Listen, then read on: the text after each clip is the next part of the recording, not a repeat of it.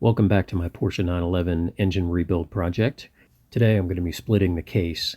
I'll give you a few tips and tricks for how to separate, clean up, and fix your oily bottom end. By the end of the video, I'll have a completely disassembled bottom end. I'll go over some of the things that'll need to be done at the machine shop and do a little bit more on the diagnostics of what went wrong with this engine.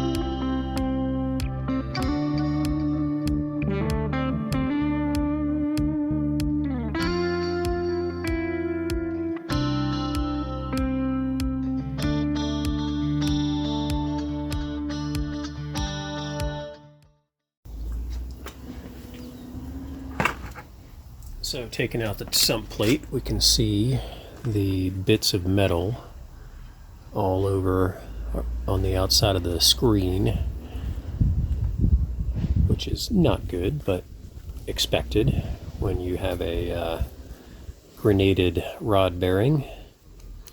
So there's all little bits of metal.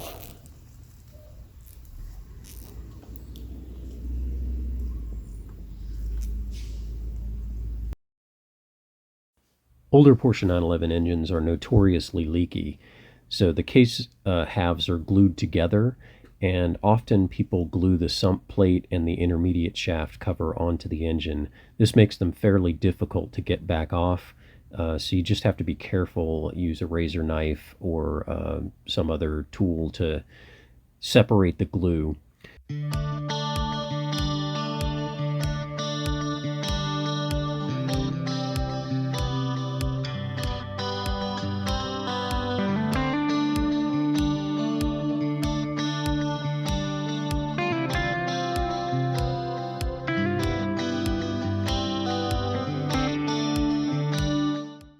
Next up is to make sure that all of the nuts and bolts that hold the engine case together are completely removed. So when it comes time to separate it, there'll be nothing stopping it.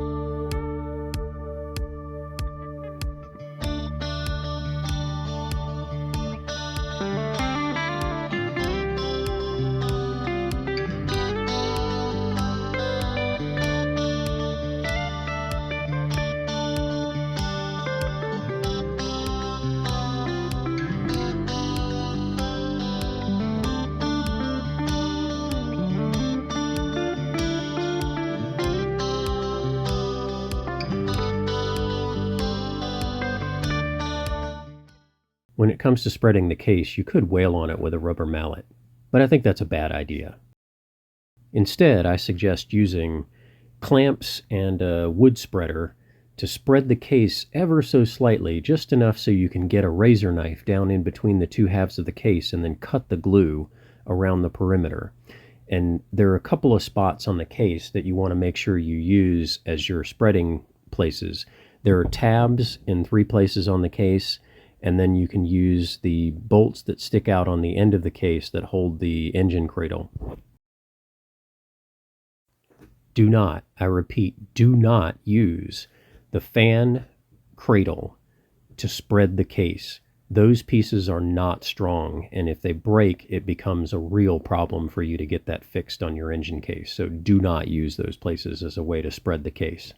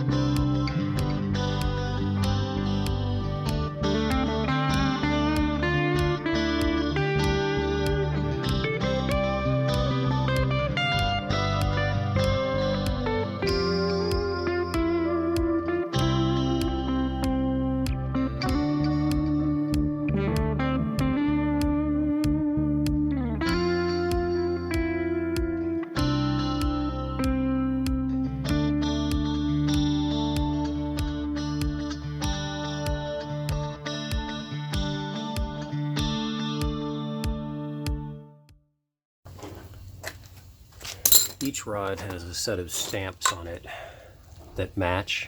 So this one says 876, and each of them, they're not necessarily all unique, but in this case they are for this engine. So I've written down which cylinder each rod stamping goes with, so that'll help me later to see, if there's any damage at other rods, which one it was. Just pulled out the oil pump, and it seems to be in good shape. I don't see any scratches in there on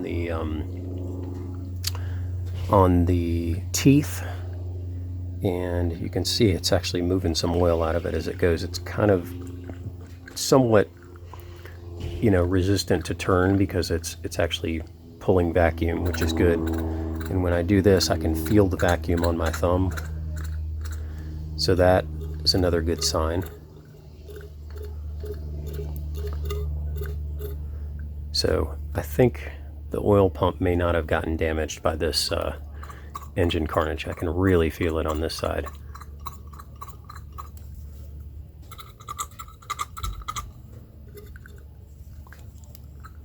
Maybe that's just because the hole is bigger. Anyway, I think the oil pump is in good shape. And by the way, this is a 4-band oil pump out of an SC 911 SC engine. The 4-rib oil pump is an excellent upgrade from the earlier 3-rib style. It has a bigger pressure side pump. That ensures higher oil pressure in the engine, but it should be done in conjunction with a oil bypass modification to the engine case when you get your case machined.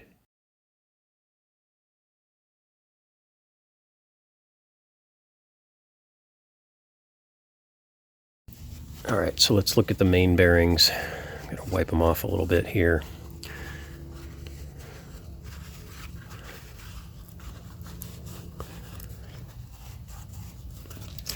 So they're a little shiny, but not scratched up. So again, a good sign of things not having sent a bunch of metal through the oil. At least, I don't think it recirculated through the engine. So I see a little bit of shininess here. I see the same on this side, just at the edge. Let me see if I can get these things to where they can be seen a little better.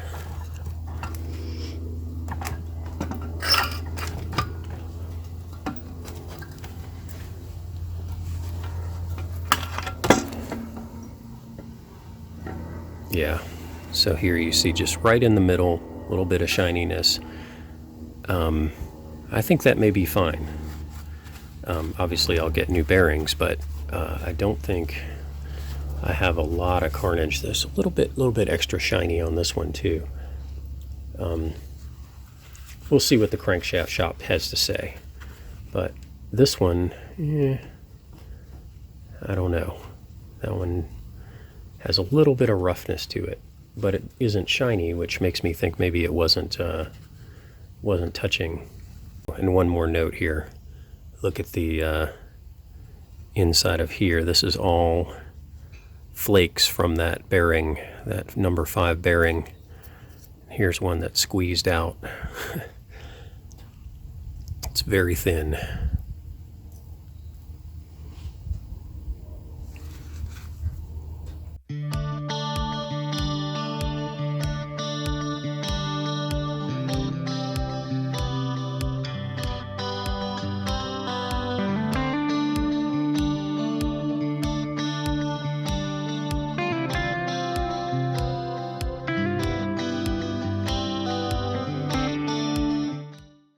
While the case is open, it's a good idea to remove all this glue that's stuck on the inside of the case.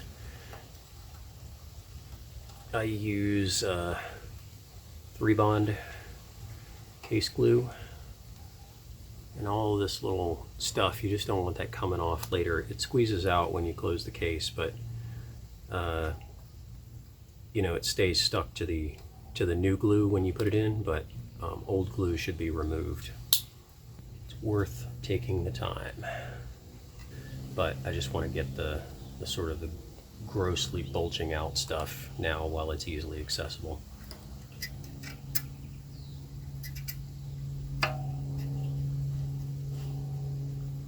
See, I dropped that into the engine. You do not want that there.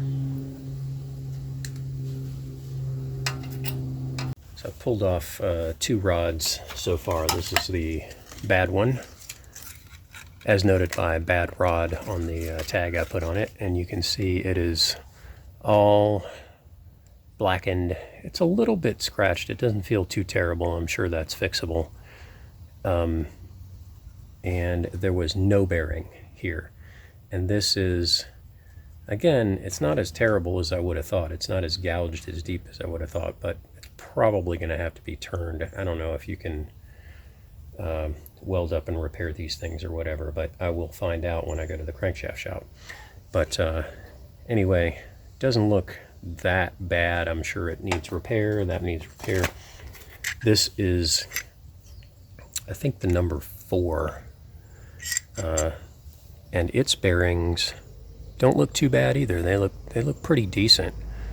They feel smooth. I mean, they have a little bit of discoloration here, but it's still very smooth. The crankshaft journal, rod journal on the crankshaft is very smooth. No scratches, no visible issues there. So, you know, again, I'll get it to the crankshaft shop and I'll find out. But so far, so good. That's pretty much what was expected. On the crankshaft, that looks slightly scratched. I don't feel it. All the main bearings feel good and smooth.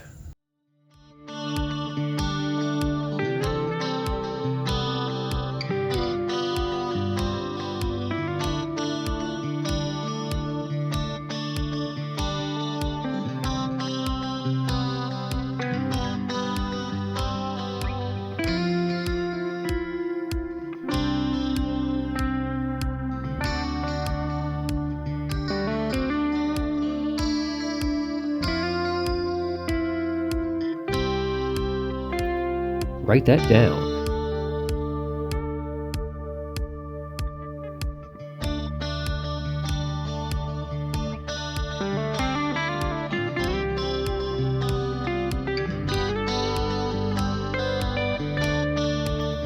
Write that down.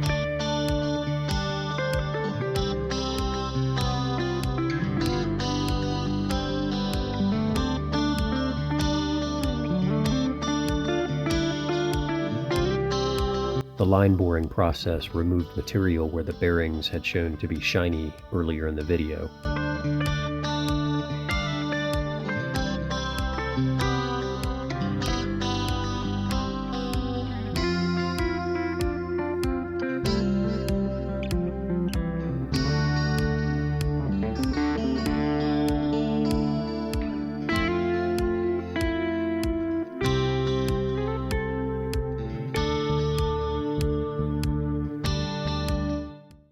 For the crankshaft, I had all the oil galleys drilled out and threaded plugs added.